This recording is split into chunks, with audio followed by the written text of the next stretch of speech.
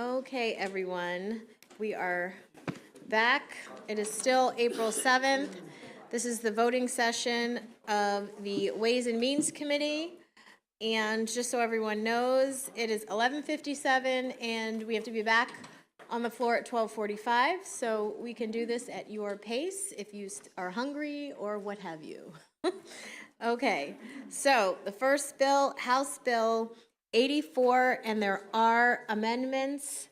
Oops, sorry, George is trying to kill me over here. Delegate Patterson. Delegate Patterson. Thank George you, is like, I've Madam. had it. House Bill, as introduced, the bill would have altered the distribution of video lottery terminal proceeds from SWABA to the Nimble account within the State Nonprofit Development Center Program Fund. In addition, the bill would have required an appropriation to the fund for the Nimble account in fiscal year 2025. The amendments require one-time appropriation to the Maryland Nonprofit Development Center Program of $1 million for the Nimble account and repeal the discretionary distribution from the SWABA to the account. Move the amendment. Any discussion on the amendments? Okay, all in favor of the amendments, please signify by saying aye. Aye. Any opposed? Motion on the bill is amended. Is there a motion on? Any discussion? Okay, all in favor of House Bill 84 as amended, please signify by saying aye. Aye. Any opposed? House Bill 84 passes favorably as amended. House Bill 599, Delegate Feldmark. Thank you, Madam Chair. House Bill 599 allows local governments to define by law who is a public safety officer for purposes of an optional local property tax credit. The bill also allows local governments to determine the amount of the credit. Move favorable. And this is also the cross file of the Senator's bill that we passed. So, any discussion? Okay, all in favor of House Bill 599 signify by saying aye. Any opposed? House Bill 599 passes favorably. Senate Bill 53, Delegate Patterson. Thank you, Madam Chair. Senate Bill 53 is a cross-file of House Bill 84 that you just heard. Move favorable. Any discussion? Okay, all in favor of Senate Bill 621 as amended signify by saying aye. Aye. Any opposed? Senate Bill 621 passes favorably as, I'm sorry, Senate Bill, I'm trying to get us out of here. Senate Bill 53 passes favorably. Senate Bill 621, and there are amendments. Delegate Patterson. Thank you, Madam Chair.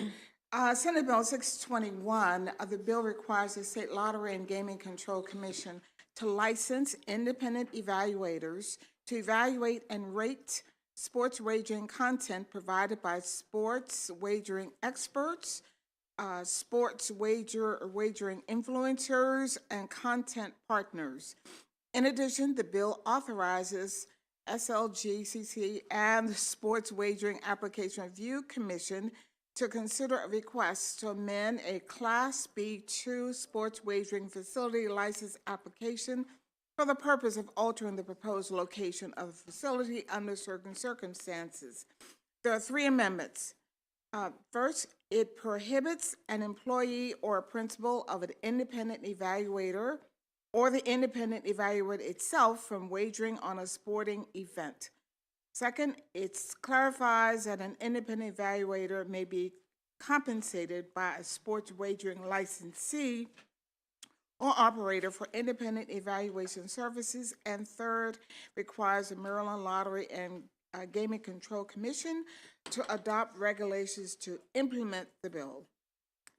Move the amendment. And discussion, Delegate Ebersol. Thank you, Madam Chair. The Second Amendment has me a little confused, and I try to listen to it carefully.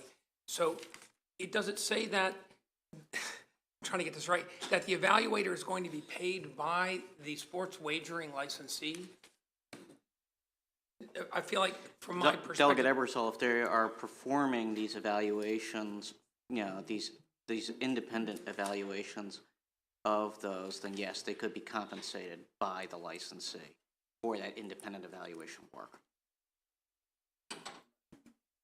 Delegate Buckle. Thank you. So to me, inherent in the word independent evaluation, when I pay you, you're no longer independent. So like when someone pays me to be their attorney, my expectation is that I, try to meet their goals and objectives. Why was that unclarified in the bill or the bill hearing that what they were looking for, I mean, it was clear to me at least, that what they're looking for is for the licensee to be able to pay the evaluator, and presumably the evaluator's information would then be able to be used by the licensee to advertise, to say, look, man, my picks are great, my system's the best, et cetera, et cetera. How do they maintain their independence if they're actually being paid by the licensee? I think in order to be able to access the information, there probably would need to be some kind of contractual relationship there, and to the degree that they are contractors, then they would need to be, they probably would be compensated to a degree. And once again, to the degree that there's, I believe initially it's also stated that to the degree that they are using any of the like references to that independent evaluator, that the independent evaluator for that permission is effectively getting the compensation there. I think that's what it's more focusing on. Okay. I mean, I'd maybe misread it. I thought it would be something more where the independent evaluator would sell their website, their service, whatever, that if you were a pretty consistent sports gambler, you would be like, hey, I subscribe to Joe's independent evaluator, and he tells me this tout service is the best, this tout service has a poor record, this licensee is selling you bets or offering products you can't win, and they're offering you the 16 parlay, only one person has won that, as opposed to the licensees themselves are going to use these entities to support it. But I appreciate the clarification. To the degree that the licensee says, look, this guy says we're okay, we're on the level. Right. Okay. Any other questions? Okay, all those in favor of the amendment signify by saying aye. Any opposed? Okay, the amendment's passed. Is there a motion on the bill as amended? Is there a second? Okay, do we need to do a roll call on this? Okay, all those in favor of Senate Bill 621 as amended signify by saying aye. Aye. Any opposed? Okay, there is opposition. Delegate Buckle, Delegate Long, Delegate Miller, Delegate Hartman, Delegate Griffith. Senate Bill 621 passes favorably as amended, excuse me.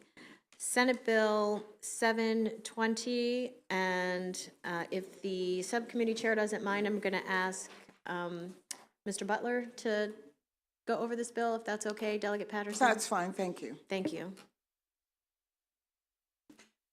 Members, once again, this is a bill that you just heard before you a moment ago. This is a department. This bill accomplishes two goals. First, it extends the termination date for the Maryland Horse Racing Act and the Maryland Racing Commission by 10 years. And second, as you heard a moment ago, this would also establish the Maryland Thoroughbred Racetrack Operating Authority and an associated fund. Those provisions regarding the operating authority and the fund would take effect June 1st and terminate 4 years and 1 month from that standpoint, from that date forward. Okay, questions? Delegate Hartman. Thank you, Madam Chair. Are the Senate amendments in the bill? The Senate amendments established the authority. Okay. They, so whatever the Senate amended on, it's. That's reflected already in your third reader bill. Okay. Delegate Buckle. So what's happening under this bill to the roughly $375 million that we had allocated through what I thought was a very elegant solution a few years ago that was diverting RFRA monies and some other monies that the racetracks would otherwise get, and they were being diverted to the construction of both a Pimlico and a Laurel? Where does that $375 million go now? That's still proceeding, would likely be re-examined as these additional negotiations among the entire horse racing industry continue regarding how best to move forward with respect to potential consolidation. And you'll see that there is a report at the end of the bill that this authority would be performing and provide feedback to help likely guide moving forward on those projects. Is there anything in the bill, George, with respect to the state taking some form of ownership of Laurel? I mean, Stronach owns Laurel. They're not going to give it to us. And if we choose not to, or if it's not feasible to finance the redevelopment of Laurel, is there anything in the bill that discusses that, or that's just one of these things that this commission will deal with down the road? It's likely something that would be dealt with down the road. The only instance where this authority would have to step in and any of the properties be impacted would be in the event that there is a failure by the licensee, the thoroughbred racing licensee, to hold the minimum number of days. And then only after that, either by an executive order or by a decision of the Maryland Racing Commission, could this authority step in to then administer thoroughbred racing day-to-day operations. And I just had, I think, two more questions. Number one, is it taking anything away from the facilities fund as it makes the transfers? Is it taking anything away from any of the other non-Stronach facilities that are operated in the state that are eligible for facilities fund money? There's no impact as far as RFRA otherwise. There's no impact regarding first dedication at all. With respect to the other properties, the main thing that you would note, and as Mr. Cole discussed during the hearing, that it delays the transfer of the Bowie Training Center by an additional year. And then there were some capital funds that had been set aside in prior years for particular activities regarding both properties, those being transferred to this operating fund because those activities never occurred. They never occurred. And then my final question is, what's the significance of why are we setting all of this up and all of this new entity and hiring an executive director and doing all this and then terminating it in June 2027? It's going to force you to re-examine this, and there likely would be other statutory changes that would be necessary should this authority become the instrument moving forward for the operation of day-to-day racing. Did Stronach take a position on the bill? Is anyone aware? No, I mean, not that I care too much about their thoughts, given it, but I mean, they own these places, so They you did not can't take really a take it. position. Okay, thank you. Delegate Hornberger? Yeah, so the topic that got debated a few years ago when we worked on this was, the actual race, signature race. So are the protections still there to disallow them from moving the race without approval? And or just saying, you know what, I'm out, I'm not playing this anymore, I'm not going to administer the race? those protections all still exist in law. Okay, thank you. Are there any other questions? Okay. All in favor of Senate Bill 720 signify by saying aye. Aye. Any opposed, please signify. Okay, Senate Bill 720 passes favorably. Senate Bill 721. Delegate Barnes.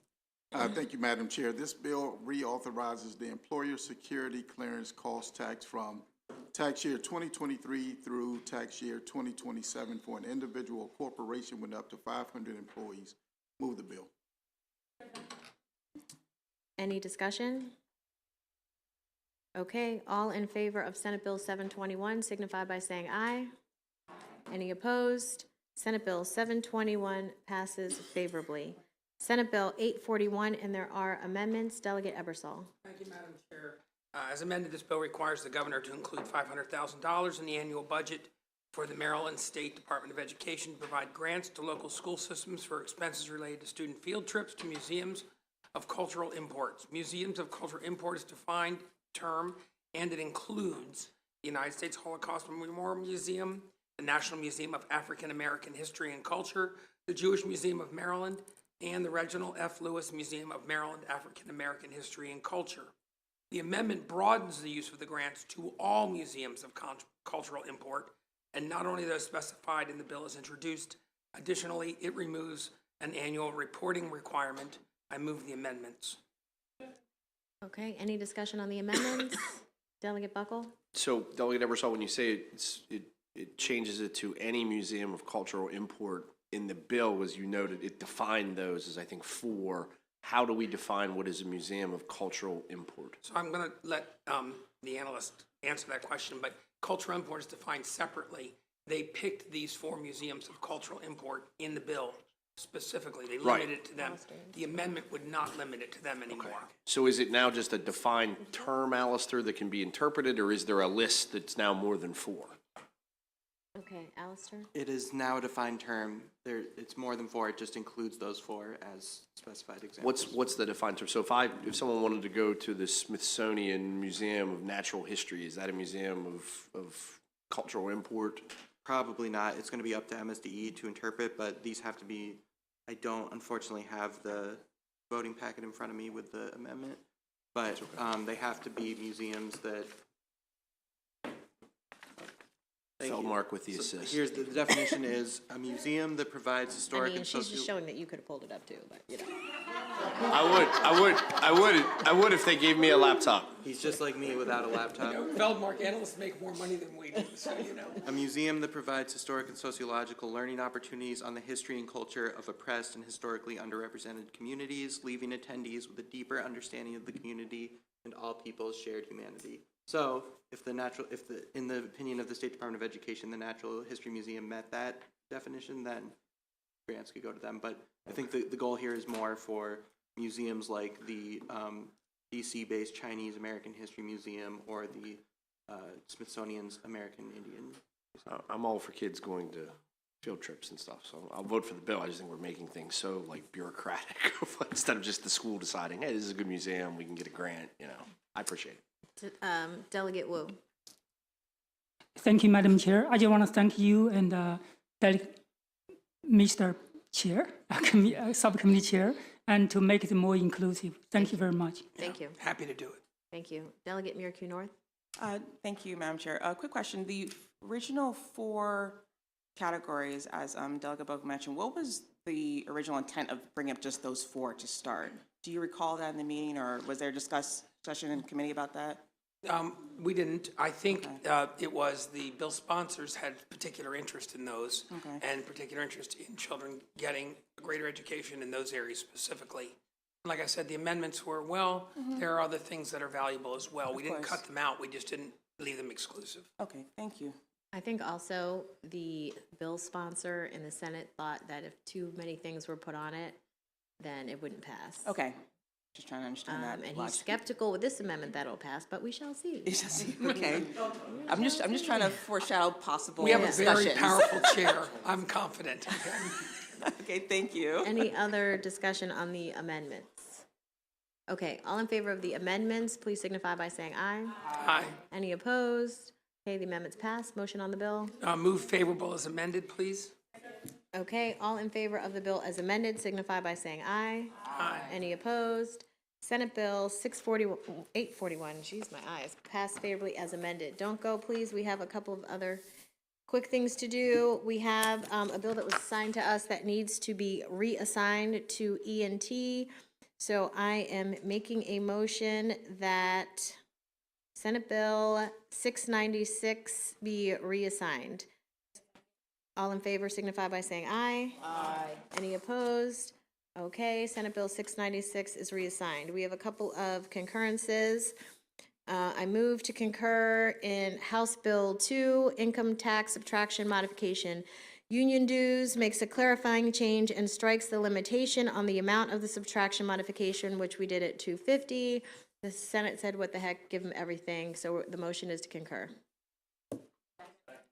All in favor signify by saying aye. Any opposed?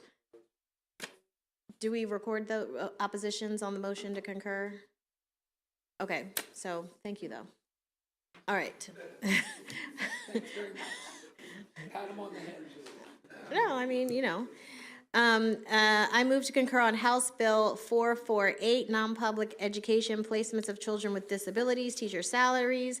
The Senate amendment removes a set of calculations to achieve pay parity within 3 years between public school teacher salaries and non-public school teacher salaries in schools in which children with disabilities are placed, and substitutes a requirement that the State Department of Education attain the same goal through regulations beginning in fiscal year 2024 rather than fiscal fiscal year 2025. The motion is to concur. I will say that I am personally disappointed. The bill sponsor, though, would like to get some headway, our majority leader, and so he has requested that we concur. So the motion is to concur. Any discussion? Okay, all in favor signify by saying aye. Aye. Any opposed? Okay, the motion to concur carries. I move to concur in House Bill 535. Second. I was looking for the bill name, but it's not here, so I have no idea what it is. Oh, okay, this is ballot processing.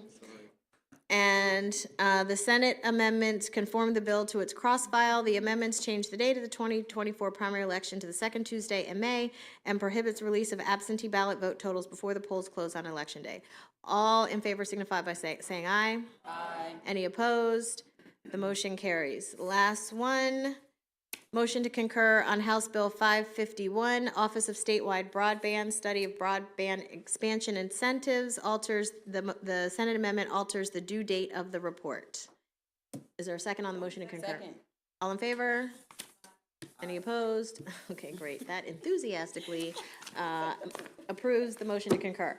Thank you, folks. We will not be meeting again today. I'm not sure if we're going to meet tomorrow. We'll probably be meeting on Monday, so just please pay attention to the floor announcements. Thank you very much. Oh, we're going to do a photo on Monday. So we're going to do a committee photo, so.